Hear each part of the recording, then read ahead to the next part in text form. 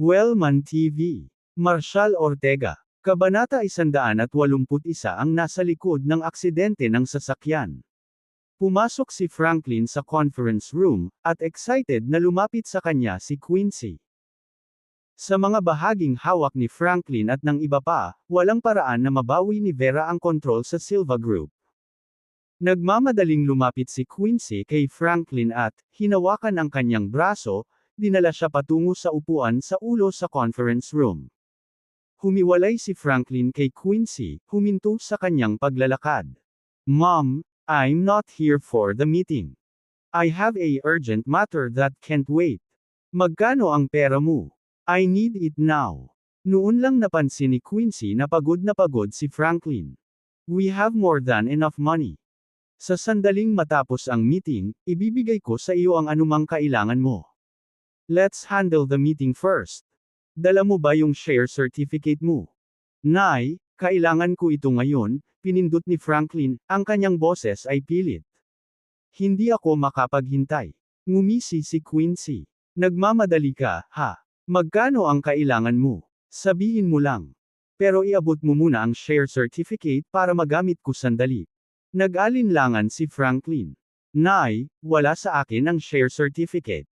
Nang makita ang kanyang pagkabalisa, panatag na sinabi ni Quincy, "Walang problema. Nasa bahay yan, di ba? Ay papasundo ko si Emily." Umiling si Franklin. "Wala na ang share certificate." "Wala na." Natarante si Quincy. "Anong ibig mong sabihin? Nawala ba?" "Kung nawala, ayos lang. Pwede na tayong mag-file ng bago. Nasa akin ang share certificate." Inihayag ni Sean, na pumasok sa pulong ng mga shareholder ng Silva na sinamahan ng ilang Abyssal Dominion na lalaki. Kitang-kitang kinilig ang lahat sa pulong. Anumang pakikitungo sa Diablo ay tiyak na magbubunga ng kaguluhan. Quincy, tense at balisa, ay nagtanong, "Mr. Cooper, paano napunta sa iyong mga kamay ang share certificate ni Franklin?" Madilim na ngumiti si Sean. "Paano? He used these shares as collateral for a loan from my bank. Now that he can't pay it back, these shares are mine." "Ano?" Hindi makapaniwala si Quincy. Hiniram ni Franklin ang underground loan business ni Sean. Ang mas nakakagulat, ginamit niya ang 30% ng mga share ng Silva Group bilang collateral sa Abyssal Dominion. "Mr. Cooper," sabi ni Quincy, nanginginig ang boses. "Bakit naman hihiram si Franklin ng ganoon kalaking halaga sa iyo? Ibalik mo sa amin ang share certificate, at ako na mismo ang magbabayad sa utang niya. Babayaran mo ako." "Ha? Ang dali mong sabihin." Malamig na ngisi ni Sean. Dahil sa kasalukuyang halaga ng pamilihan ng Silva Group, ang 30% bahagi ni Franklin ay nagkakahalaga ng mas mababa sa 2 bilyon. Iyan ay hindi sapat upang mabayaran ang mga utang sa pagsusugal.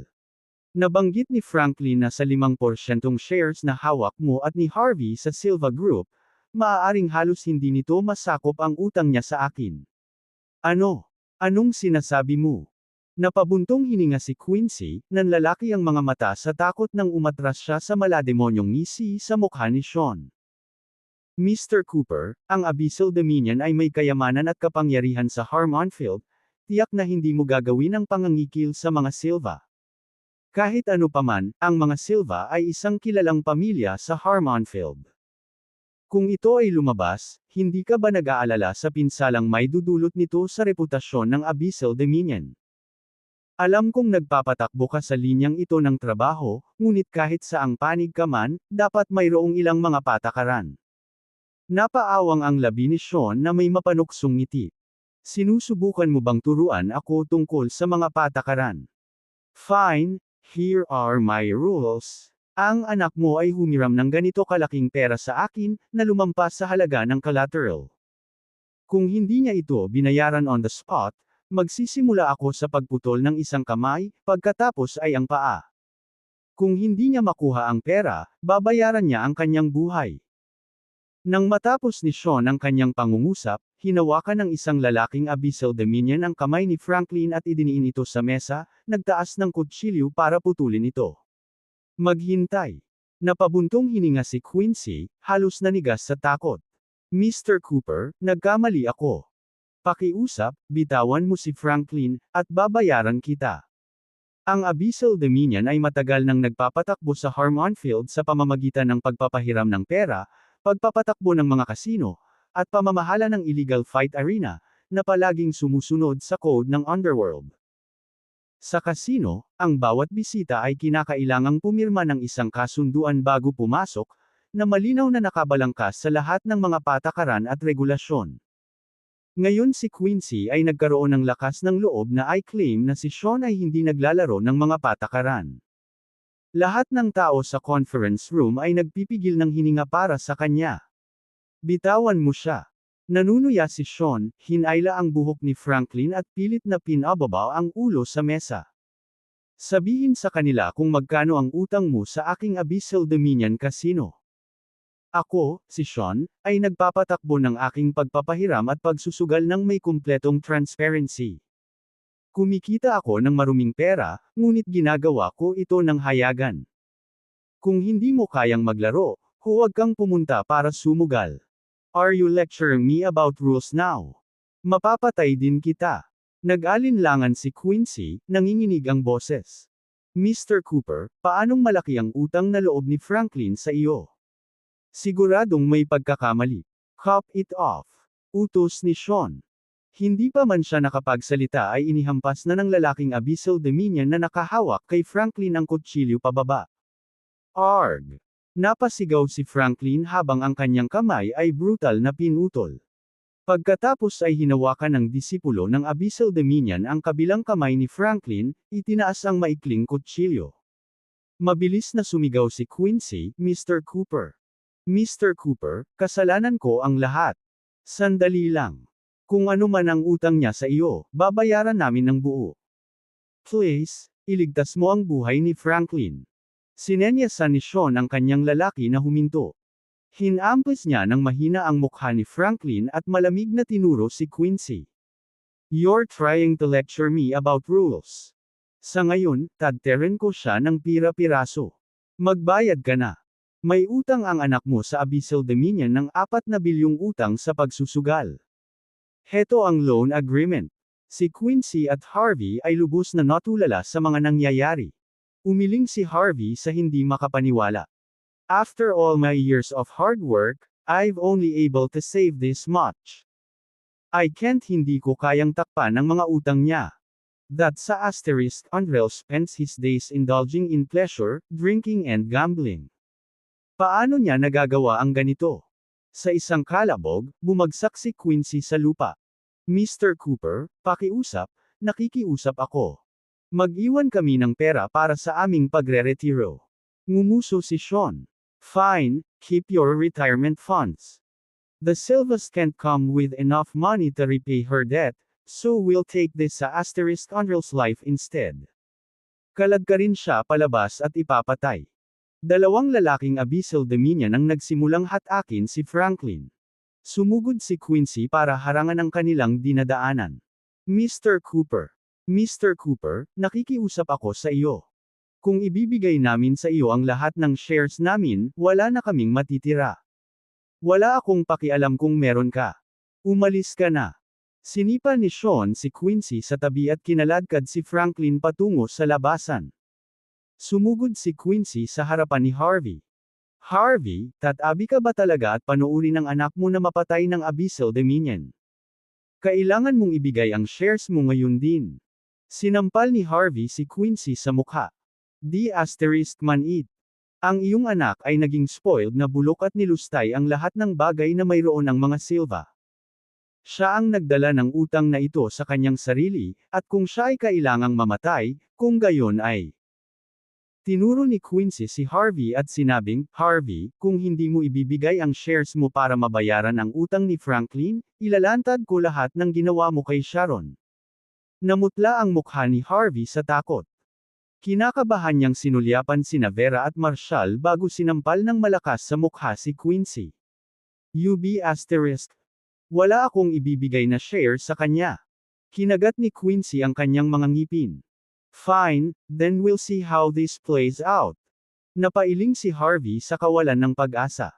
Quincy, stock certificate ito. Tandaan mo lang, kapag nagsasalita ka ng walang ingat at nagkakalat ng kasinungalingan, sisiguraduhin kong papatayin ka. Hindi ka rin patatawarin ng mga lynches. Kinuha ni Quincy ang stock certificate mula kay Harvey at nagmadaling pumunta sa pinto. Mr. Cooper, inililipat ko na lahat ng shares na ito sa iyo. Let's sign the transfer right now. Si Sean, na may hawak na 3 stock certificate, ay umiling. Kung ano ang hindi sa iyo ay malalaman din sa huli. Quincy, pag-uusapan natin ang ginawa mo mamaya. Pagkatapos ay inilagay niya ang 3 stock certificate sa harap ni Marshall. Mr. Ortega, nakaayos na ang mga transfer agreement. Agad namang natigilan sina Harvey at Quincy. Hindi nila inasahan na ibibigay ni Sean kay Marshall ang mga transfer agreement. Napasigaw si Quincy sa galit at sinugod siya. Marshall, **** ka. Itinayo mo kami. Ipaglalaban kita para dito. Mabilis siyang hinampes ni Sean sa lupa. Gusto mo bang mamatay? Pinagpag ni Marshall ang 3 stock certificate at iniabot kay Vera. Sign here. These were always meant to be yours.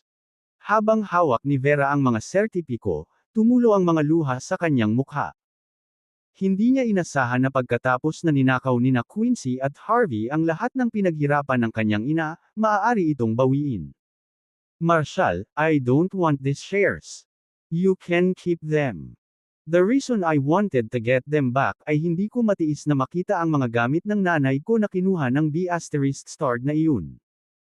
Kung nalinlang ang aking ina at kailangang ibigay ang kanyang pinaghirapang pera sa 2 sa *** na iyon, siya ay agrabyado. Now, I can finally bring comfort to my mother's spirit. Marshall, thank you. Truly, thank you. Nagkibit balikat si Marshall.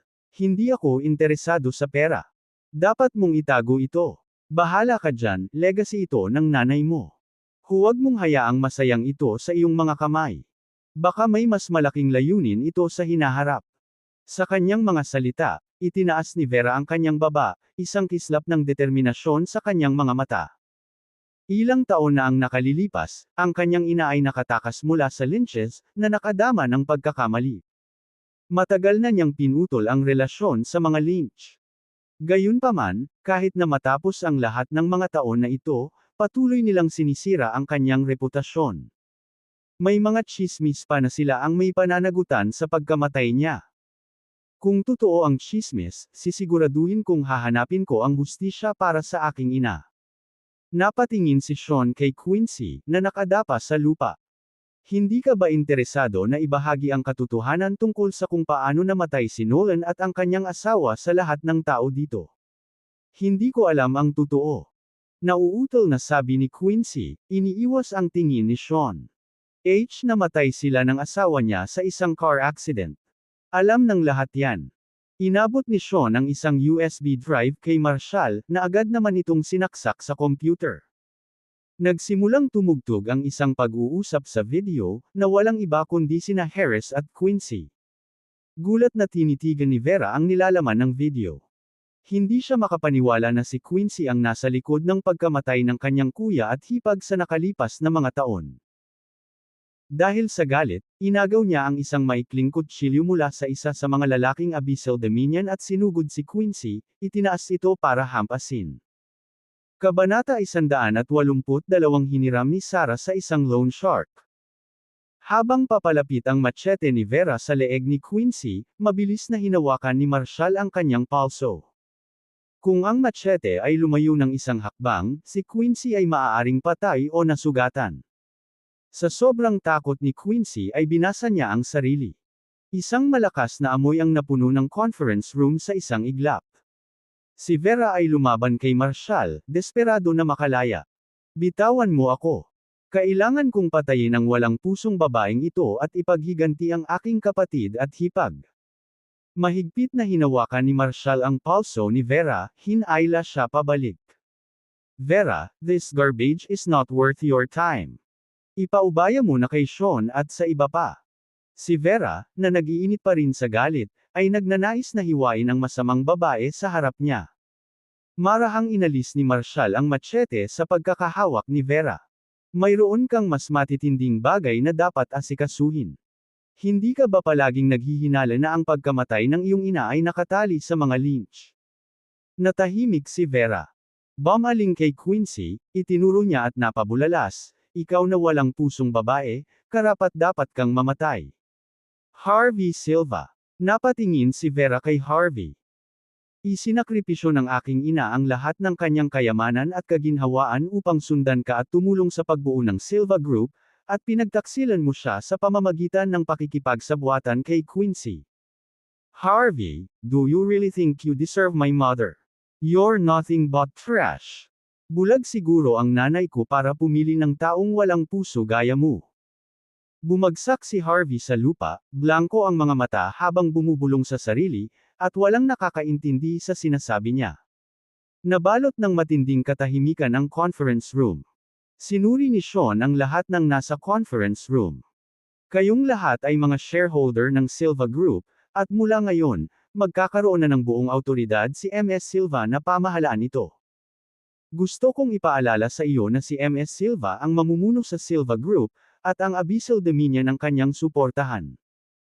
Kahit sinong magtangkang manabutahe kay MS Silva, kahit sino pa sila, kapahamakan ang haharapin ng pamilya nila. Do I make myself clear? Isang lamig ang bumalot sa lahat sa conference room. Sinulyapan ni Sean ang ilan sa mga shareholders. Hayaan mo akong linawin. Ang sinumang sumisira sa mga interes at reputasyon ni MS Silva sa loob ng kumpanya ay haharap sa mga kahihinatnan na kasing lubhan ng naranasan ni Franklin. Ilang mga shareholders ang agad na bumangon at lumapit kay Vera, na nagsasabing, MS Silva, hinihintay namin ang araw na pamamahalaan mo ang Silva Group. Sa iyong pamumuno, tiyak na uunlad muli ang Silva Group. Natigilan si Vera, pilit pa ring umaayon sa hindi inaasahang tagpo sa kanyang harapan. Tumanggaw siya at hinayla si Marshall patungo sa labasan ng conference room. Ang pagpupulong ng mga shareholder ng Silva Group ay dumating sa isang hindi inaasahang conclusion. Wala sa mga shareholder ang nag-anticipate ng ganoong resulta. Sa huli, nabigo sina Harvey at Quincy na hawakan ang kanilang kayamanan. Ang kanilang kapalaran ay nagsilbing paalala na ang mga namamayagpag sa panlilinlang ay babayaran sa huli. Ang pagkakanulo, panlilinlang, at ninakaw na mga pakinabang ng pagpatay ay hindi nilalayong tumagal. Makalipas ang ilang taon, ang Silva Group na itinatag ni Sharon ay bumalik sa mga kamay ng kanyang anak na si Vera. Pagkatapos ng pulong, marami sa loob ng Silva Group ang nagsimulang talakayin ang mga bagay ng tahimik. Iba-iba ang mga opinyon. Ang mga veterano na nakasaksi sa mga pag-unlad na ito ay nakakaalam ng isang bagay na tiyak, ang Silva Group ay nasa bingit ng pagbangon.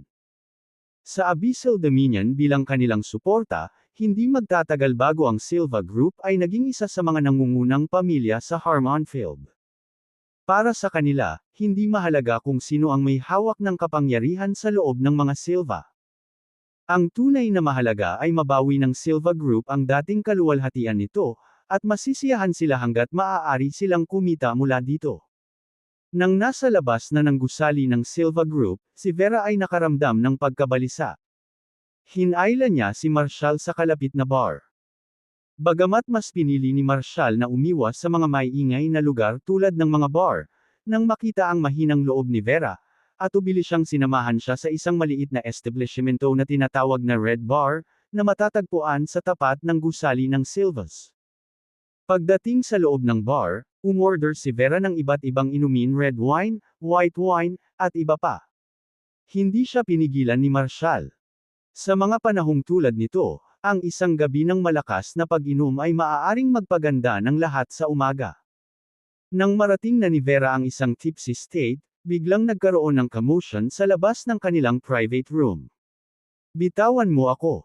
Mga B***** kayo. Sa isang malakas na kalabog, isang magulong babae ang natisod sa pinto, na hindi makatayo bago bumagsak sa sahig sa harapan nila. Maya-maya pa, ilang lalaking nakasot at nakakurbata ang lumitaw sa harap ng private room. Nagbihis sila na parang mga propesyonal, ngunit kumilos na parang sa *****.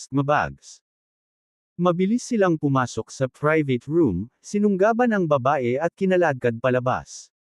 Magulo ang buhok ng babae at saglit na hindi maaninag ang mukha. Sa pangkalahatan, siya ay may magandang figure at napakaganda.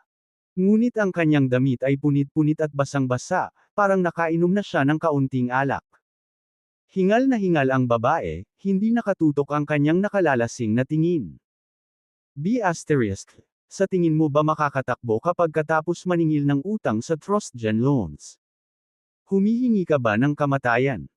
Hinawakan siya ng matipunong lalaking nakasut sa buhok at kinaladkad patungo sa labasan. Napasigaw siya sa sakit, nabaluktot ang kanyang magandang mukha sa kawalan ng pag-asa at dalamhati. Si Vera, na malabo ang tingin dahil sa alak, biglang bumangon at sumigaw, "Sarah, ikaw ba yan? Nanghiram ka ng pera sa trust-gen loans at hindi mo mabayaran. Pagkatapos ay oras na para bayaran ang utang gamit ang iyong katawan. D***man it, you think you can just drink a couple of drinks and run away?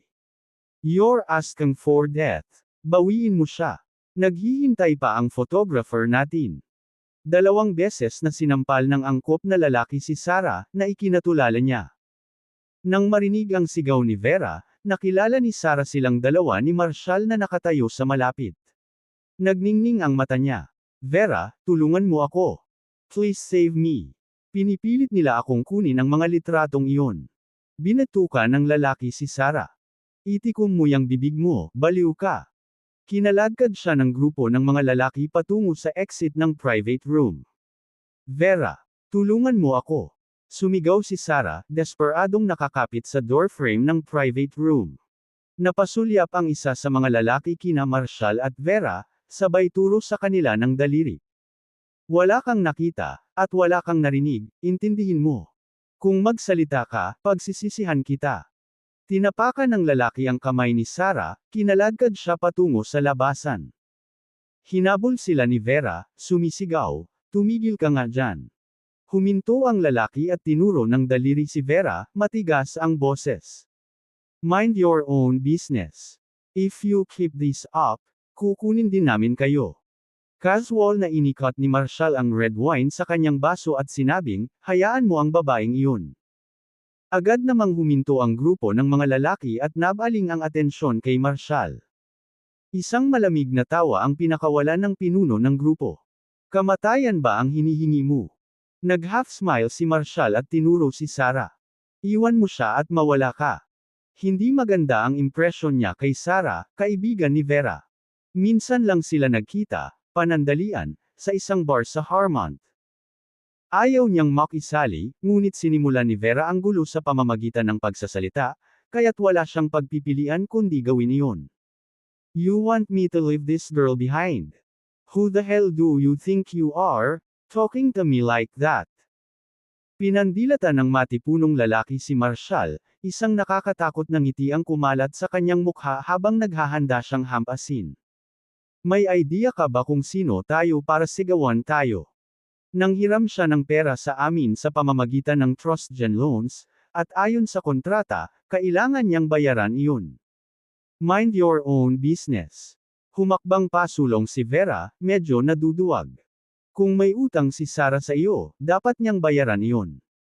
Pero kung hindi niya kaya, maaari mo siyang dalhin sa korte. Ano ang sinusubukan mong gawin? Kumilos tulad ng mafia. A bunch of sa asterisk mo bags. Tao ka pa nga ba, nakikipagganyan sa babaeng ganyan? Ang paggamit ng mga taktikang ito para sa mga koleksyon ay nagpapatunay na ang trust-gen loans ay isang loan shark operation lamang. Tumawa ang lalaki, nakipagpalitan ng ngiti sa mga kasama. "Hahaha. Patas lang ang pagbabayad ng utang. You should mind your own business. Mga hayop ka." Umindayog si Vera at ibinato ang bote sa mga lalaki. Ang isa sa kanila ay biglang pinatahimik ang kanyang pagtawa at tinuro siya at si Marshall. "Mas mabuti pang tumutok ka sa mga inumin mo, kung hindi, hindi mo malalaman kung paano ka namatay. Kilala mo pa ba kung sino ang big boss sa likod ng trust-gen loans? Sa tingin mo talaga kaya mong idikit ang ilong mo dito?" Ngumiti ng interes si Marshall. "Enough with the talk. Just let her go. Binatukan ng lalaki si Marshall ng masamang tingin. Oh, so gusto mong makisali ha? Pagkatapos, sinipa niya ang mesa sa harap ni Marshall, na nagpadala ng ilang bote ng mamahaling red wine na nalaglag sa sahig. Pinagmasdan ni Marshall ang natapong alak sa sahig at umiling. Palagi kang makakahanap ng ilang basurang tao kahit saan ka pumunta. Naglabas siya ng basang panasan para linisin ang kanyang mga kamay, humakbang pasulong na may nakakalokong ngiti. Hindi lang kailangan mo siyang bitawan, pero may utang ka rin sa akin na 100 milyon. Natigilan ang mga lalaki sa gulat bago humagalpak ng tawa. Gusto mo bayaran kita ng 100 milyon? Sira ka na ba? Ha ha ha. Bago pa makagalaw ang lalaki, dumating ang isa pang grupo sa pintuan ng private room. Pinalibutan ng mahigit 20 bodyguards na nakaitim ang isang mapatla at babaeng lalaki na parabang siya ang sentro ng atensyon. Sa tabi niya ay may ilang babaeng mapanukso ang pananamit, malandi at nakakaakit ang kanilang mga galaw. Ang lalaki ay tila nataranta, habang ang mga babae ay naglabas ng isang matapang na pang-akit.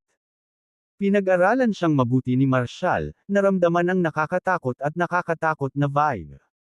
May koneksyon kaya siya sa Poison King Sect. Nakatali ba ang kapangyarihan sa likod ng Trust Genloan sa Poison King Sect? Ang lalaki ay si Harry Brown, ang pinsan ni Leo Brown, ang tagapagmana ng Poison King Sect. Tila napuno ng mga sa Asterisk Unrails ang Poison King Sect. Ano ang hinahabol ng mga bastos na ito sa Harmonfield? Pinagmasdan ng mabuti ni Marshall si Harry, napansin ang kanyang maputlang mukha at mahinang kondisyon, malinaw na mga senyales ng labis na sexual na aktibidad at mahinang vital energy. Bumaba ng husto si Harry sa likuran ng angkop na lalaki, nagngangalit. Leopard, ano ang pinagtatagal mo para makuha ang babaeng iyon at kumuha ng litrato? Sa kahusayan mo, ano ang silbi ng pag-iingat mo? Ibinaba ng nababagay na lalaki ang kanyang ulo. Nanginginig ang boses niya habang sumagot, I apologize, Mr. Harry. May na-encounter kaming maliit na problema. He's demanding that I let Sarah go and pay him 100 million. Tinuro niya si Marshall habang nagsasalita. Tumangala si Harry kay Marshall, nanunuya, sino ka sa palagay mo? Humihingi ng 100 milyon na kabayaran sa aking mga tao. Sino ka? Alam mo ba ang lugar mo sa harap ng Poison King Sect? Sa isang tulad mo, kaya kung pumatay ng 100 sa isang araw. Para kay Harry, si Marshall ay walang iba kundi isang hanggal na nagsisikap na gumanap bilang bayani at iligtas ang isang dalagang nasa pagkabalisa, na lubos na hindi karapat-dapat sa kanyang atensyon.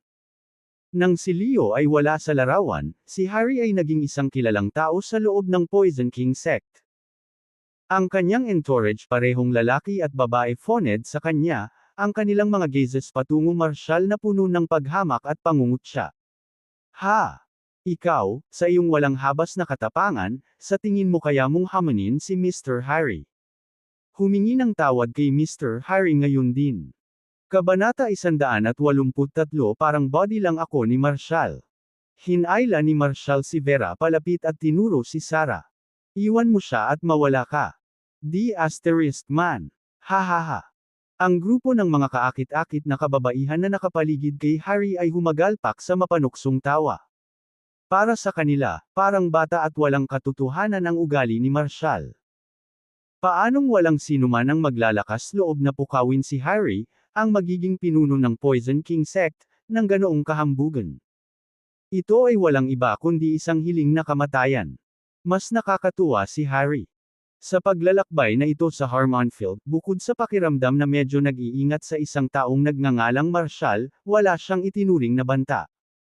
Habang nasa tabi niya ang mga bodyguard mula sa Poison King Sect, pakiramdam niya ay hindi siya magagapi rito. Anak, kinakausap mo ba ako? Kilala mo ba kung sino ako? Casual niyang ipinulupot ang isang braso sa balikat ng isang babae at mapanlate na itinuro si Marshall. I'm taking her with me. Anong gagawin mo dyan? Ang grupo ng mga glamorous na babae at ang kanyang entourage ay sumabog sa mayabang na tawa. Napuno ang pribadong silid ng mapang-uyam na tawa ni Harry at ng kanyang mga kasama. Galit na galit, haharapin na sana sila ni Vera nang hilahin siya pabalik ni Marshall. Sa isang iglap, isang blur ang dumaan, at ilang mga angkop na thug na may hawak kay Sarah ay biglang bumagsak sa lupa, napahawak sa kanilang mga ulo sa sakit. Bago pa mahawakan ni Harry at ng kanyang grupo ang nangyari, hinawakan na ni Marshall si Sarah at inihagi sa sofa. Pagkatapos ng maikling sandali ng pagkagulat, umupo si Vera sa tabi ni Sarah. Napatitig si Sarah sa hindi makapaniwala sa surreal na eksenang lumalabas sa kanyang harapan, sa una ay kumbinsido na ito ay guni-guni lamang. It took her a moment to realize na si Marshall ang nagligtas sa kanya sa mga thug na iyon. Sa sobrang emosyon, niyakap niya si Vera at umiyak. Nang lumuha si Sarah ay natauhan si Harry at ang grupo niya. Ano ang nangyari kanina? Umasim ang ekspresyon ni Harry habang nakaturo kay Leopard. Nanginginig sa takot si Leopard. Gumuhit ng kutsilyo, itinutok niya ito kay Marshall. You really dare to snatch someone? Pagod ka na bang mabuhay? Si Leopard at ilang karapat-dapat na lalaki ay kinasuhan si Marshall. Humakbang si Marshall sa dining table sa harap niya.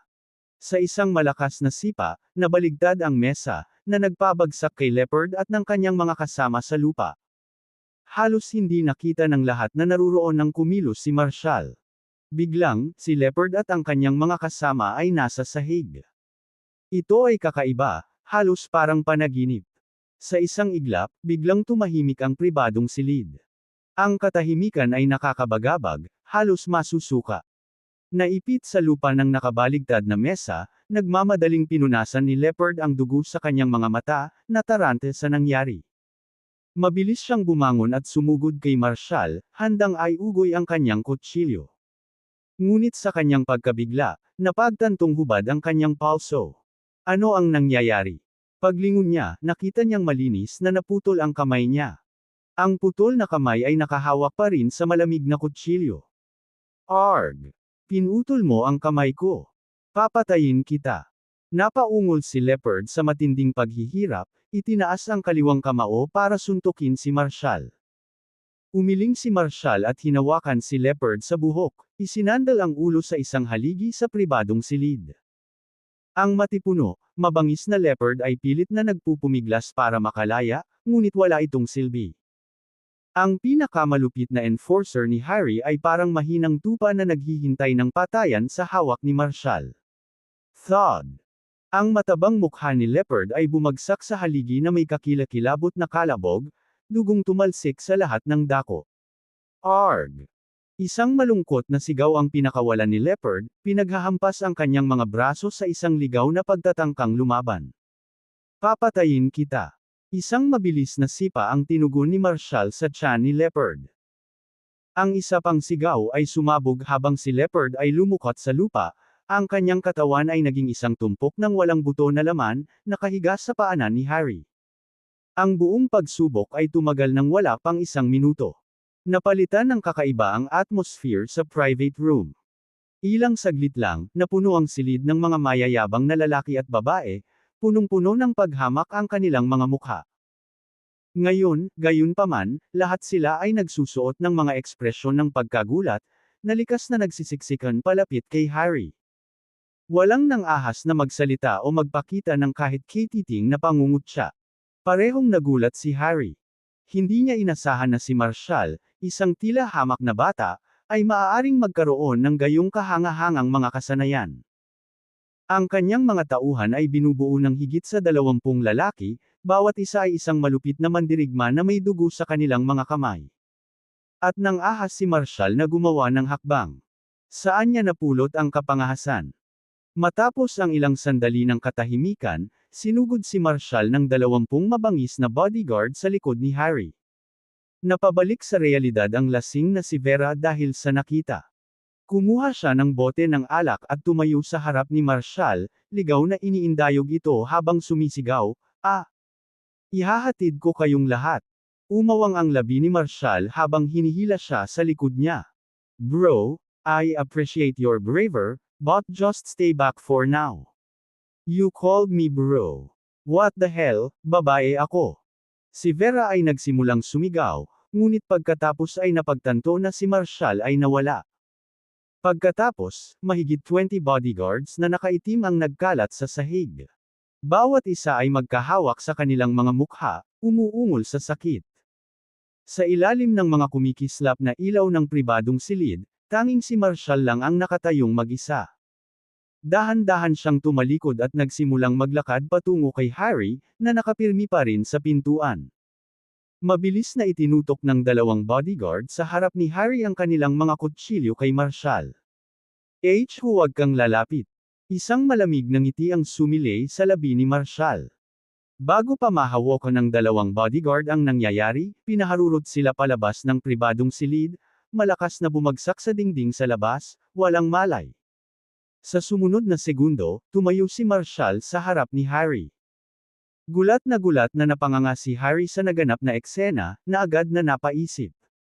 Naramdaman niya ang matinding aura ng takot na nagmumula sa binata. Bigla siyang napaatras ng isang hakbang. Ngunit sa pag-angat pa lang niya ng paa, isang bakal na kutsilyo ang dumaikit sa kanyang lalamunan. Nanginginig si Harry, halos maparalisa sa takot. Ang paa na kanyang itinaas ay naipit sa himpapawid, hindi may baba o may urong, na iniwan siyang nanginginig sa kinatatayuan. Nagsitakas sa takot ang mga nakakaakit na babae sa paligid niya. Bumaba ka. Mataray na utos ni Marshall. Sa isang malakas na kalabog, bumagsak si Harry sa lupa. Hindi sigurado sa ginawa ni Marshall sa kanya, nagpupumilit siyang bumangon, ngunit parang isang napakalaking bigat ang idiniin sa kanya ng isang nakadurog na puwersa, kaya nahihirapan siyang huminga. Lahat ng bakas ng kay-abangan ay naglaho. Ang mga bodyguard at mga tagasunod ni Harry ay tumayo sa gulat. Ang nangungunang kandidato para sa pamumuno ng Poison King Sect ay bumagsak ng ganoon-ganoon. Ilang mga kaakit-akit na babae na nakasiksik sa mga sulok ay nakatingin na hindi makapaniwala sa nakita. Hindi nila naisip ang ganoong kahihinatnan. Nag-iisang inalis ni Marshall ang lahat ng alipores ni Harry, kaya hindi sila makalaban. At tumagal ang lahat ng wala pang 3 minuto. Matinding lumaban si Harry para makawala sa pagkakahawak ni Marshall, nagngangalit ang kanyang mga ngipin habang nagbabala, alam mo ba na ang ginagawa mo ay hahabulin ka ng buong Poison King Sect? Bitawan mo ako ngayon, oh. Bago pa siya makatapos, idiniin ni Marshall ang kanyang paa sa leeg ni Harry, pilit na isinubsob ang kanyang maselang mukha sa marmol na sahig. Arg! Ang mga ngipin ni Harry ay nabasag at nagkalat sa lupa habang siya ay sumisigaw sa sakit. Lahat ng iba ay hindi nang ahas tumingin kay Marshall. Hindi nila akalain na ang tila hindi nakakapinsalang si Marshall ay maaaring hampasin ng ganoong kabangas. Nababalot ng dugo ang mukha, napasigaw si Harry sa matinding paghihirap, bitiwan mo ako. Lalong idiniin ni Marshall, pinipilit muli ang mukha ni Harry sa matigas na marmol na sahig. Ah! Ikaw maliit. Arg! Lalong humakbang si Marshall. Please, bitawan mo na lang ako. Pakakawalan ko na si Sarah. Babayaran kita, please. Pagmamakaawa niya, tumutulo ang luha sa kanyang mukha. Sa wakas ay naabot ni Harry ang kanyang breakpoint, umiiyak sa sakit. Napagtanto niya na kapag nagpatuloy ito, baka mapatay siya ni Marshall. Gusto niyang gamitin ang signature technique ng Poison King Sect, ang Shadow Wind Poison, laban kay Marshall, ngunit nalaman niyang hindi niya ito magagamit. Napagtanto niya na may kalaban siya na mas mabigat kaysa sa sarili niya. Marshall, salamat sa pagligtas mo sa akin. Si Sarah, na ngayon ay matino na, ay tumayo at lumapit kay Marshall, nagpahayag ng kanyang pasasalamat. Marshall! Napabuntong hininga si Harry, nakatingala sa gulat. Ito ay ang parehong Marshall. Napilayan si Leo. Sa sandaling iyon, nakaramdam siya ng matinding panghihinayang. Noong nakaraang buwan, pumunta si Leo sa Harmonfield at naging biktima ng mismong lalaking ito. Alam ni Harry na hindi siya kalaban ni Marshall kumpara sa kapangyarihan ni Leo. Hindi niya akalain na makakaharap niya ang manggugulo dito. Si Harry ay walang tunay na intensyon na magsumite, ngunit nang malaman na ito ay si Marshall, ganap niyang tinalikuran ang anumang pag-iisip ng paghihiganti. Bagamat nasa likod niya ang Poison King Sect, sa dami at kapangyarihan nito, wala siyang alam sa tunay na kakayahan ni Marshall. Habang nakatingin siya sa malayo, malamig na mga mata ni Marshall, na nagniningning ng nakakatakot na layuning pumatay, si Harry ay tunay na natakot. Nahaharap sa napakalaking puwersa ni Marshall, ang kanyang pasya ay ganap na nasira. Naunawaan niya na kapag hindi siya humingi ng awa sa lalong madaling panahon, siya ay pilayin ni Marshall sa parehong paraan ng pakikitungo niya kay Leo. Alam ng isang matalinong tao kung kailan dapat umatras. Naunawaan ni Harry na hindi niya hahayaang ang pride ay maubos ang kanyang buhay at kabuhayan. Gumapang si Harry sa lupa. Mr. Ortega, hindi ko na uulitin. Babayaran ko lahat ng pagkalugi mo. Get the transfer done and get out, malamig na sabi ni Marshall habang pinupunasan ang kanyang mga kamay. Matapos maayos ang lahat, umalis si Marshall sa bar, na sinundan ng malapitan ni Vera at Sarah. Binilisan ni Sarah ang lakad para maabutan si Marshall. Marshall, salamat. Nagtaas siya ng kamay at iminuwestre si Vera. Don't thank me. We're not that familiar. If you want to express gratitude, direct it toward her. Napatigil si Sarah, nagulat. Nang makitang lumalayo ang figure ni Marshall, nagpakawala siya ng malalim na buntong hininga. Alam niyang hinding-hindi niya makukuha si Marshall. Kaya lang siya tumulong ay dahil kay Vera. Sige, tapos na. Relax ka lang, sabi ni Vera sabay tapik sa balikat ng nakatulala pa ring Sarah. Paano ka nang hiram ng pera sa mga malilim na nagpapahiram? Napailing si Sarah na parang nahihiya. Ito ay ang aking vanity na nakakuha ng pinakamahusay sa akin. Vera, nalugi ang maliit na negosyo ng tatay ko, at hindi ako maka-adjust sa pamumuhay ng walang pera. Nanghiram ako sa mga online lender na ito, pero they were so ruthless. Alright, let's not dwell on that. If you don't mind, how about joining me at Silva Group? Seryosong sabi ni Vera sabay yakap kay Sarah. Alam kong nag-aral ka ng management sa business school abroad. Ano sa tingin mo? Natigilan si Sarah. Vera, bumalik ka na ba sa trabaho sa family business mo? Tumango si Vera, kitang-kita ang determinasyon sa kanyang mga mata. Oo. Simula ngayon, ako na ang mamamahala sa Silva Group. Halika, tulungan mo akong pamahalaan ang itinayo ng aking ina noong mga nakaraang taon. Napakapit si Sarah kay Vera, humihikbi. Vera, kayo ng boyfriend mo ay napakaganda. Buho. Sinulyapan ni Vera ang umaatres na figure ni Marshall, namumuo ang pagkadismaya sa loob niya habang tinatapakan niya ang kanyang paa. She muttered to herself, "Ugh, ang problema, parang body lang ang traitor sa akin ni Marshall." Kabanata 184 Ang pagpatay sa iyo ay parang pagdurog ng bog. Sa ikalawang palapag ng Wright Mansion sa compound ng pamahalaang lungsod. Si Martin ay malalim na nalubog sa isang laro ng chess kasama si Jack, ang dalawa ay nagkulong sa isang matinding labanan na pumuno sa silid ng tensyon. Matapos ang isang matinding laro, muling natagpuan ni Martin ang kanyang sarili sa isang walang pag-asa na posisyong pasibo. Kumunot ang noo niya, nakatingin sa hindi maibabalik na pagkatalo sa harapan niya, umiling at sinabing, "Jack, hindi mo ako binibigyang pahinga. Hindi mo ba ako hahayaang manalo kahit isang beses lang?" Tumawa si Jack. "Pinagpipilitan mo pa na hindi ako dapat magpigil. Sinusunod ko lang ang utos mo at walang awan na naglalaro. Hindi mo na maibabalik ang iyong salita. Ito ay mapagkunwari lamang." Humalaklak si Martin. "You really never learn to adapt. Hintayin mo na lang na dumating ang chess master natin sa Harmonfield. Then we'll see how tough you really are." "Lolo, General Grayson, nandito na kayong lahat." Bulalas ni Freya habang nagmamadaling pumasok mula sa labas. Tumangala si Martin kay Freya at nagtanong, "Naihatid mo na ba ang lahat ng imbitasyon para sa handaan?" Tumango si Freya. "Naihatid ko na sila sa lahat ng nasa listahan. Lolo, pumunta ako sa lugar ni Marshall para personal na ihatid ang kanyang imbitasyon ngayon, ngunit nabangga ko siya sa daan. Noon, nagkakaroon siya ng conflict kay Jamie mula sa pamilya Lynch." Kumunot ang noo ni Martin dahil dito. "Tungkol pa rin ba ito sa Curb movie star?" Sumagot si Freya, "Bahagyang nauugnay iyon. Dumating si Jamie sa Harmonfield ngayon kasama si Louis Lynch, ang pangalawang mayordomo ng Lynches." Louis Lynch. Anong ginagawa ng hatek na yan sa Harmonfield? Nagtaas ng kilay si Martin. Sinisikap ba niyang manggulo kay Marshall? Opo, Lolo, sabi ni Freya. Sa oras na dumating ako, nagsimula na ang isang paghaharap, kahit na wala pang nagsimulang sumuntok.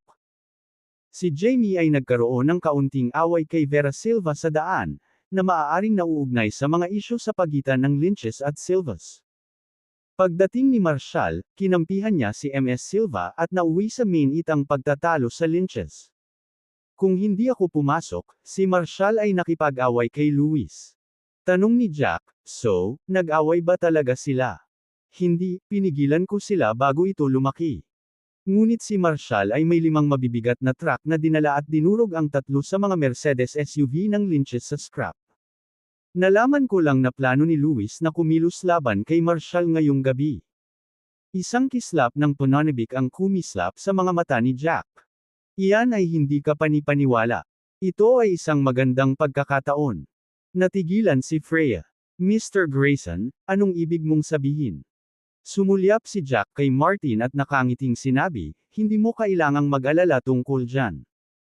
Freya, ayusin mo ang iyong mga tao na subaybayan ang bawat kilos ni Marshall at iulat sa akin sa lahat ng oras. Isang bagay na dapat mong tandaan, huwag alertuhan si Marshall o Luis. Ang iyong mga aksyon ay dapat manatiling ganap na maingat. Oo, General. Sumagot si Freya, bagamat nag-aalangan, hindi niya maintindihan ang intensyon ni Jack. Hindi niya maintindihan kung bakit kailangan nilang bantayan ng mabuti si Marshall. Nagtaas ng kamay si Martin. Sige, Freya, asikasuhin mo na ang iyong mga tungkulin. May pag-uusapan kami ni General Grayson. Huminto si Freya sa pintuan at tumalikod. General Grayson, dapat ba nating ipagpatuloy ang pag-iimbestiga sa mga bangkay sa West Hill Cemetery? Kumaway si Jack. Naka-assign na sa akin ang bagay na iyon, kaya hindi mo na kailangang mag-alala. Nang makalabas si Freya sa kwarto, nagtanong si Martin, Jack, naghihinala ka pa ba na si Marshall ang hinahanap mo? Tumango si Jack. Sa loob ng maraming taon, hindi tumitigil ang Dragon Palace sa pagsisiyasat sa mga kaganapang nakapaligid sa Dragon Slayer, ngunit naiwan pa rin tayo sa ulap ng kawalan ng katiyakan.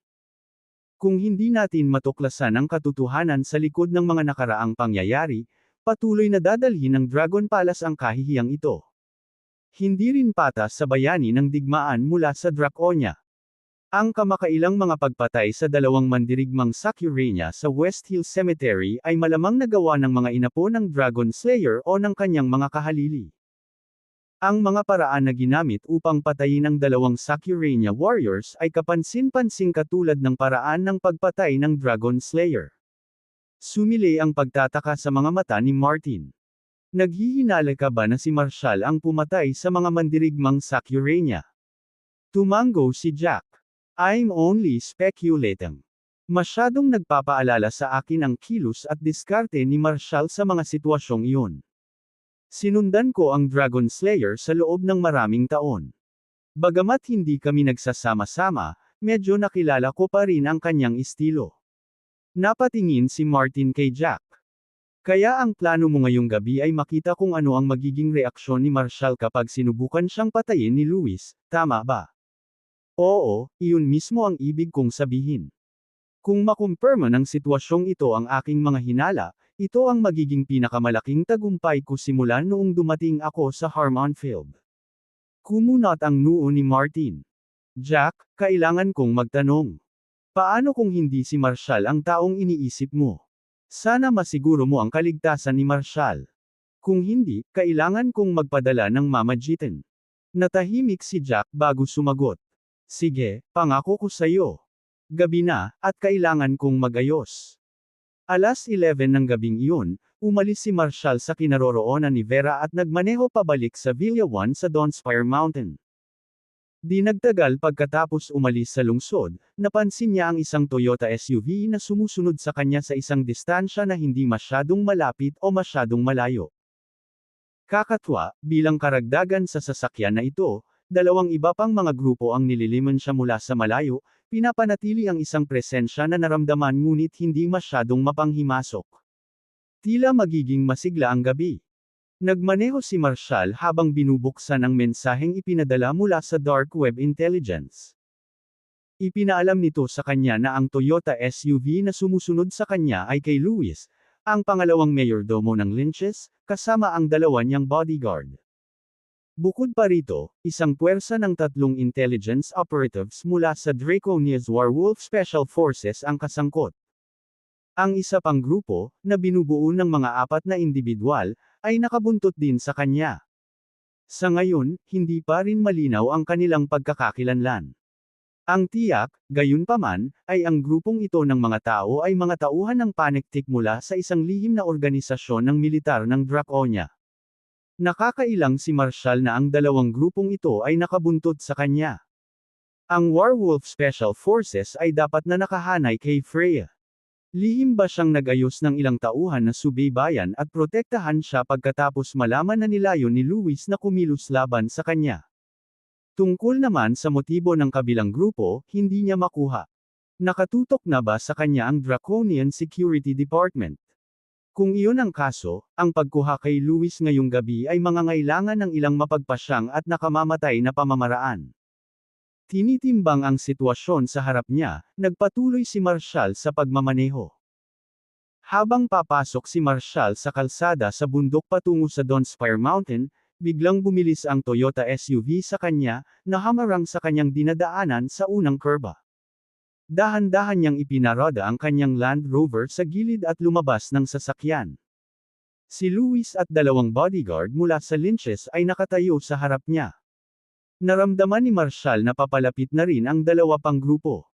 Ang isa sa mga grupong ito ay tila gumagamit ng makabagong teknolohikal na kagamitan upang subaybayan at kunan ang bawat galaw niya. Siya ay tiyak na ang mga taong ito ay hindi nauugnay sa mga Lynches. Si Lewis ay nanatiling walang pakialam sa 2 grupo na nakatago sa malapit. Anak, binalaan na kita kanina. Sinaktan mo ang Lynches, nasaktan ako. Walang paraan na makakaligtas ka sa gabi. Malamig niyang sabi habang papalapit kay Marshall. Naiintindihan mo ba kung ano ang kinakatawan ng mga Lynch? Inatake mo ang isa sa amin at dinurog sa publiko ang aming mga sasakyan.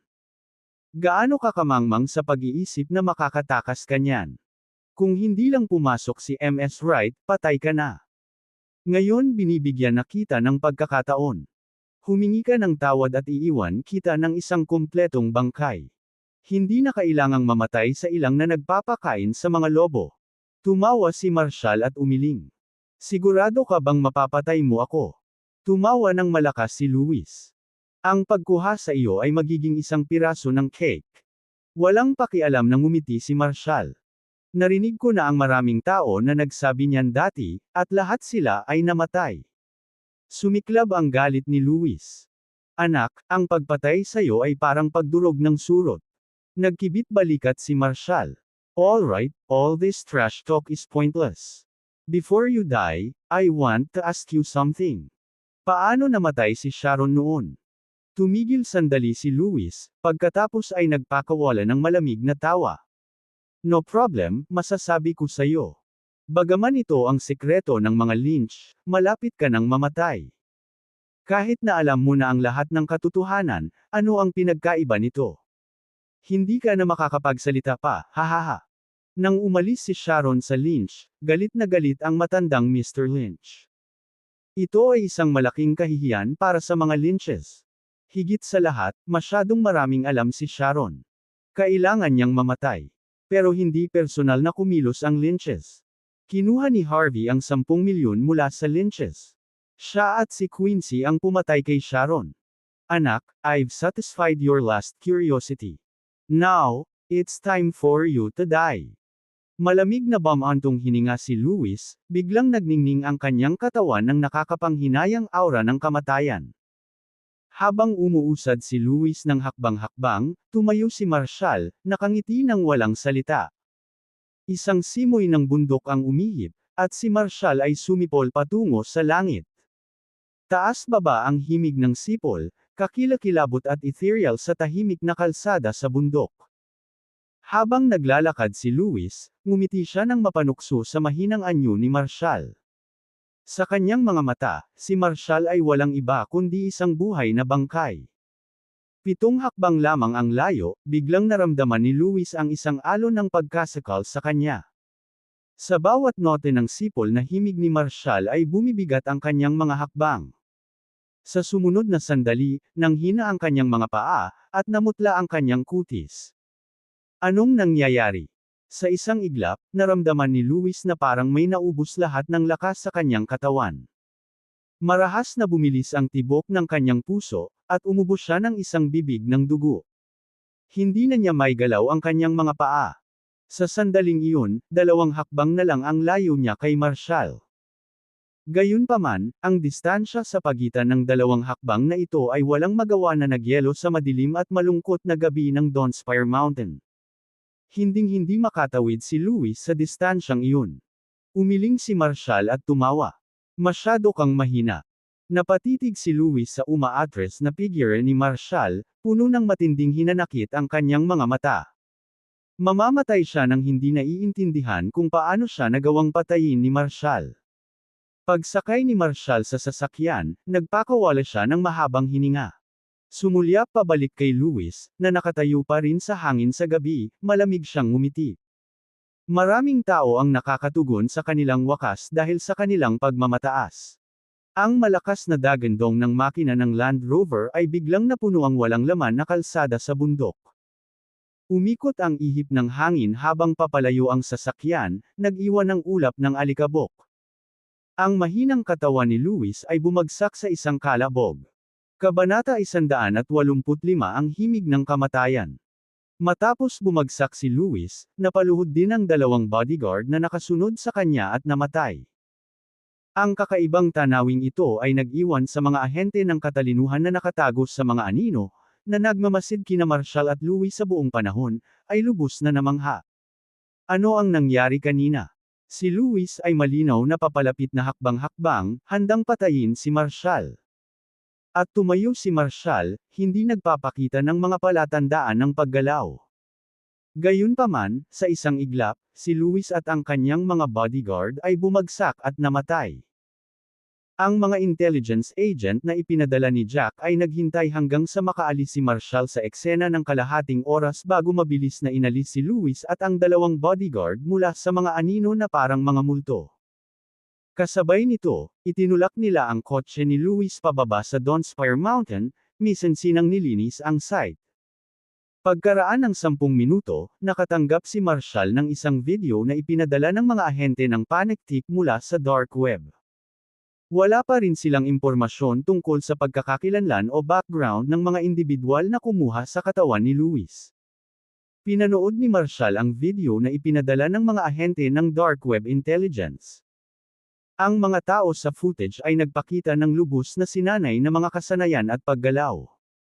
Natitiyak niyang hindi sila kabilang sa pamilya ng Rivers ng Sacurania o ang mga assassin ng Northern Star Sword School, at hindi rin sila maaaring kaanib sa lynches ng Brighton.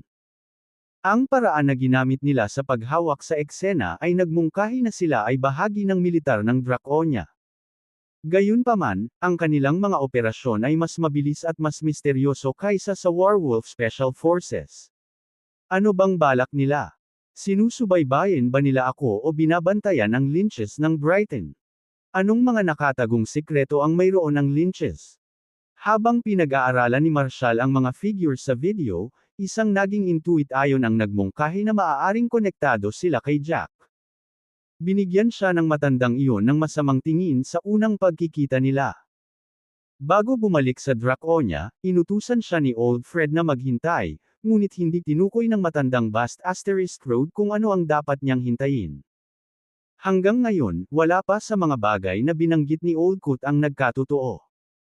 Mula sa sandaling sinimulan niyang sundan si Old Fred, ang matandang B***** na iyon ay talagang misteryoso. Sa tuwing magtatanong si Marshall ng mga kritikal na tanong, ni-redirect niya ang usapan sa mga babae. Sa tuwing naiinip siya, hinihila niya si Marshall sa mga lugar kung saan maraming babae at nagko-comment ng bawat isa para sa kanya. Bilang isang resulta, madalas na natagpuan ni Marshall ang kanyang sarili na nananaginip buong gabi tungkol sa mga binti na iyon. Ang mas nakakainis ay sa tuwing babalik sila, pilit na tinuturuan siya ng matanda ng Obeid technique. Ang matandang pervert na iyon ay walang kulang sa isang pervert.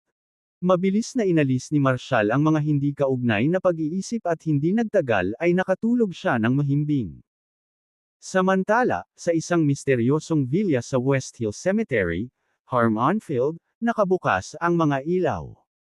Ilang lalaking nakaitim ang lumapit sa pinto ng villa na parang mga multo, may dalang 3 bangkay. Pagkatapos ng ilang maindayog na alulong ng mga multo at lobo, bumukas ang pinto ng villa. Mabilis na dinala ng mga figure ang 3 katawan sa loob. Pagkatapos, lumabas si Jack mula sa villa. General Grayson, pagkatapos matanggap ang utos para sa buong pagsubaybay, si Marshall ay nanatili sa aming paningin sa lahat ng oras. Naitala ng aming mga malalayong kamera ang buong pagkakasunod-sunod ng mga kaganapan bago at pagkatapos ng kamatayan ni Louis. Sa buong prosesong ito, hindi gumagalaw si Marshall. Biglang huminto si Louis 2 hakbang palayo kay Marshall, at walang sinumang partido ang nagpasimula ng anumang pag-atake bago siya bumagsak at namatay. Nakakunot ang noo ni Jack habang pinapanood ang video ng encounter nina Louis at Marshall. Matapos ay replay ang footage ng ilang beses, walang mahanap si Jack na anumang indikasyon na nakagawa si Marshall ng isang pagpatay. Masyadong kakaiba ang biglaang pagkamatay ni Louis. Hindi nagtagal, ang forensic expert na responsable sa pagsusuri sa katawan ay lumapit kay Jack na may hawak na ulat sa autopsy. General Grayson, ang mga resulta ng pagsusuri ay nagpapahiwatig na si Louis ay namatay mula sa isang ruptured na puso. Ang mga pangunahing sanhi ng pagkawasak ng puso ay kadalasang dahil sa isang matalim na bagay na tumagos sa dibdib at nasugatan ang puso o blunt force trauma sa dibdib. Posible rin na ang mga kondisyon tulad ng hypertension o atake sa puso ay maaaring humantong sa pagkalagot ng puso. Ang mga may ruptured heart ay kadalasang nagpapakita ng mga sintomas tulad ng maputlang balat, mababaw at mahinang paghinga, mabilis at mahinang pulso, pagbaba ng presyon ng dugo, pagkabigla, at matinding pagdurugo. Sa video, nagpakita si Louis ng mga katulad na sintomas bago siya namatay. Ngunit, hindi siya nagdusa ng anumang panlabas na pinsala, at walang anumang ebidensya ng isang matulis na bagay na tumagos sa kanyang puso. At ang namatay ay walang kasaysayan ng hypertension o mga sakit sa vascular. Nakakabaliw talaga ang sitwasyong ito. Ilang beses ni replay ni Jack ang footage ni Louis na lumapit kay Marshall. Halatang hindi kumibo si Marshall. Ang katotohanan na ang pagkamatay ni Louis mula sa isang ruptured na puso ay nakakagulat. Bilang isa sa nangungunang 3 eksperto sa Brighton, ang kanyang pangangatawan at paggana ng puso ay dapat na mas malakas kaysa sa karaniwang tao. Ang pagkalagot ng puso ay kadalasang nangyayari lamang dahil sa isang makabuluhang panlabas na puwersa. Si Louis ay walang mga panlabas na pinsala at hindi inatake sa anumang paraan, na ginawa ang kanyang kamatayan lalo na palaisipan. Iniutos ni Jack ang isang detalyadong pagsusuri ng footage ng pagbabantay. Sa paulit-ulit na panunood, napansin niya na habang si Marshall ay walang kapansin-pansing pisikal na paggalaw, ang kanyang mga labi ay banayad na gumagalaw. Agad na tinawag ni Jack ang isang eksperto sa pagbabasa ng labi. Ang huling conclusion ay si Marshall ay sumipol. Ang timing ng whistle ay ganap na nakahanay sa sandaling si Louis ay 7 hakbang ang layo sa kanya, na nagpatuloy hanggang sa pumutok ang puso ni Louis at siya ay namatay. May koneksyon kaya ang pagkamatay ni Louis sa pagsipol ni Marshall? Agad niyang pinakiusapan ng mga eksperto na kunin ang himig ng sipol ni Marshall. Walang nakitang kakaiba, isang serye lamang ng mga simpleng tala. Ang piraso ay may medyo malawak na hanay ng mga dinamika, na may mabilis na paglipat sa pagitan ng mataas at mababang tono. Pagkatapos magnilay-nilay, sinabi ng eksperto sa musika, General Grayson, mayroong isang alamat tungkol sa isang pamamaraan na kilala bilang death's melody. Ang ganitong uri ng melody ay sumasabay sa dalas ng tibok ng puso ng target. Sa pamamagitan ng paggamit ng prinsipyo ng resonance, maaari itong maging sanhi ng pagkawasak ng puso o mga daluyan ng dugo ng biktima, na humahantong sa biglaang kamatayan. Agad na tumayo si Jack na mukhang gulat na gulat. Sinasabi mo ba na maaaring namatay si Luis dahil ang himig na sipol ni Marshall ay lumikha ng resonance na dumurog sa kanyang puso? Ang eksperto sa musika ay nag-alinlangan bago sinabing, General Grayson, nag-iisip lang ako. Ang mga diskarte tulad ng Death's Melody ay mga alamat lamang na matatagpuan sa mga libro, at wala pa akong nakitang aktwal na aksyon. Sa lahat ng mga kaso na napag-usapan namin, hindi pa namin nakita ang gayong mahimalang pamamaraan. Bumalik si Jack sa sofa, nawalan ng pag-iisip. Batay sa kanyang limitadong pag-unawa sa Dragon Slayer, ang maalamat na mandirigmang ito ay hindi kailanman gumamit ng gayong pamamaraan. Si Marshall ba talaga ang hinahanap niya? Naguguluhan si Jack. Kinaumagahan, pinangungunahan ng mga pangunahing media outlet sa Harmon-Field ang balita tungkol sa mga pagbabago sa shareholder ng Silva Group. Si Vera ay naging pinakamalaking shareholder ng Silva Group at kinuha ang papel ng CEO. Kasunod ng kanyang pagkuha sa pamamahala ng kumpanya, nagsagawa siya ng malawakang pagbabago ng tauhan sa loob ng organisasyon. Di nagtagal, ang marketing department ng Silva Group ay nagpahayag na sila ay magsasagawa ng 3 mga proyekto sa pagpapaunlad na nauugnay sa Duns Eastvale Ecological, na nagkakahalaga ng halos 4 na bilyon. Sa mga residente ng Harmon-Field, ang Silva Group, na natutulog sa loob ng maraming taon, ay biglang lumitaw na may isang muling buhay na imahe.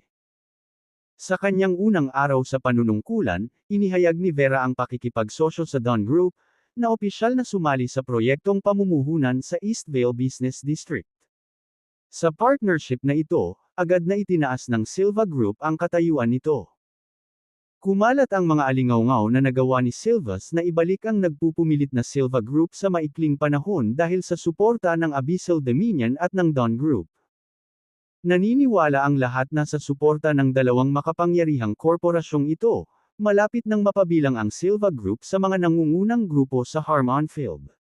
Samantala, ang Miller Group ay natagpuan ang sarili sa kaguluhan, parehong panloob at panlabas. Pagkabalik mula sa ibang bansa, si Hank Miller, ang pinuno ng pamilyang Miller, ay lalong mahina ang kalusugan. Ang mga Miller ay nasa kaguluhan. Naghihintay ang mga shareholder ng Miller Group, handang i-cash out ang kanilang mga share anumang oras. Karamihan sa mga pangunahing executive ng grupo ay nagsimula na ring maghanap ng kanilang sariling paraan. Kung hindi na makakapit si Hank, aabandonahin nila kaagad ang mga Miller. Alam ni Hank ang parehong sitwasyon ng mga Miller at ang kanyang sarili. Ilang mga pangunahing institusyong medikal sa ibang bansa ang na-diagnose sa kanya na 6 na buwan na lamang upang mabuhay. Sa kabila nito, determinado siyang huwag sumuko at kumapit sa kanyang pag-asa na mabuhay. Kamakailan, nakatagpo siya ng ilang magagandang balita. Sina Martin Wright at Timothy Wright ay parehong nasa bingit ng kamatayan. Gayunpaman, salamat sa mahimalang paggamot mula kay Wilder Lennon, ang presidente ng Draconia Holistic Medicine and Health Association, sila ay naibalik mula sa bingit. Desidido si Hank na hanapin si Wilder sa lahat ng paraan. Gaano man ito katagal, determinado siyang gamutin ang kanyang karamdaman. Hanggat nabubuhay siya, hindi babagsak ang mga Miller. Sa kasalukuyan, ang mga Miller ay nasa isang estado ng pagkagulo, na naliligo sa bingit ng pagbagsak. Si Jeffrey Miller ay walang kakayahan at ayaw makisali sa pamamahala ng grupo. Dahil sa sitwasyon ng Southville Plots, ang kanyang apo na si Alice ay humarap sa mga batikos mula sa mga shareholder at kamag-anak. Sa loob ng pangunahing pamamahala ng mga Miller, walang awtoridad si Alice. Wala siyang kakayahang pangunahan ang mga Miller sa kanilang mahirap na sitwasyon. Si Alice ay hindi gustong tanggapin ito. Gusto niyang iangat ang mga Miller sa pamamagitan ng sarili niyang pagsisikap. Gayunpaman, ang mga bagay ay naging mahirap at walang nangyari ayon sa kanyang plano. Napagtanto niya na siya ay nasa isang dead end, hindi makahanap ng anumang paraan upang makalusot. Ang panunood ng pagbaba ng mga Miller araw-araw ay nag-iwan kay Alice na nababalisa. Kung magpapatuloy sa ganitong paraan, kahit na suportado siya ng kanyang lolo bilang chairman ng Miller Group, hindi siya susuportahan ng ibang mga kamag-anak at shareholder. Hanggat nabubuhay ang kanyang lolo, mayroon pa rin siyang boses sa loob ng pangunahing pamumuno ng mga Miller. Ngunit ano ang mangyayari kung wala na siya? Sa kanyang kasalukuyang mga kakayahan at koneksyon sa loob ng Millers, alam ni Alice na malapit na siyang itulak sa labas ng pangunahing pamumuno. Pagdating sa opisina ng madaling araw, nagulat siya sa balita tungkol sa Silva Group. Paanong si Vera, na lumayo sa negosyo ng pamilya, ay biglang mapuwersa sa pinakamataas na hanay ng Silva Group. Bukod dito, matapos siyang manguna, mabilis niyang ipinatupad ang mga makabuluhang pagbabago sa tauhan at muling pagsasaayos ng mga operasyon ng kumpanya. Pinirmahan din ni Vera ang isang free-project cooperation agreement sa Dawn sa Eastvale Ecological sa bilis ng kidlat. Sa loob ng ilang oras, sumikat ang Silva Group upang maging isa sa mga nangungunang conglomerates sa Harmon-Field. Natarante si Alice. Anong mga taktika ang ginamit ni Vera upang makaakyat sa tuktok ng Silva Group ng napakabilis at ibalik ang dating malungkot na sitwasyon ng grupo? Si Vera ay mayroong 7 proyekto sa pamumuhunan sa Southvale at 3 sa Eastvale Ecological. Ang mga tagumpay na ito lamang ay isang bagay na hinding-hindi inaasahan ng mga Miller na makamit sa loob ng 50 taon. Nag-aalinlangan si Alice tungkol sa katumpakan ng balita. Naniniwala siya na sa mga kakayahan ni Vera, tila imposible ang gayong tagumpay. Kung totoo man, madaling maglaan si Vera ng malaking bahagi ng mga proyektong iyon sa mga Miller. Palibhasa'y magkakilala sa loob ng maraming taon, tiwala si Alice na kung tatanungin niya, kusang loob na ay lalaan ni Vera ang malaking bahagi ng kita sa kanya. Pagkatapos ng ilang sandali ng pag-aalinlangan, kinuha niya ang telepono at tinawagan si Vera. Vera, pwede ba tayong magkita?